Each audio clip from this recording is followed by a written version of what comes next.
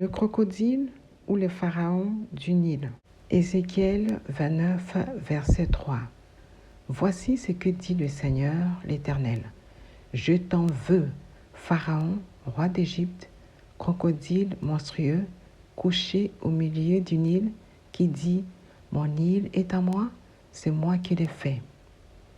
L'Éternel nomme Pharaon, crocodile du Nil, un des plus grands prédateurs d'Afrique, dont l'objectif est d'avaler et de tuer les hommes. Il est couché au milieu du Nil pour observer les hommes avant de les attaquer en sous-marin dans le but de les tuer. Les caractéristiques du crocodile du Nil sont comparables à celles de Pharaon d'hier, d'aujourd'hui et de demain. De surcroît, les crocodiles ne parlent pas et il n'y a pas moyen de dialoguer avec lui verbalement.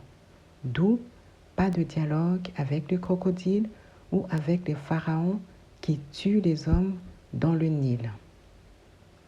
Le Nil est le fleuve africain le plus long du monde. Il comprend deux branches. Le Nil blanc, qui prend sa source dans la région des Grands Lacs avec appui du lac Victoria en Ouganda. La deuxième branche, le Nil bleu, qui commence son itinéraire au lac Tana en Éthiopie avant de se jeter avec le Nil blanc dans la mer Méditerranée. L'Éternel réfère le crocodile monstrueux couché au milieu du Nil à Pharaon, qui est couché au milieu de la région des Grands Lacs, de l'Éthiopie, de la Méditerranée, et qui prétend que ces pays sont à lui.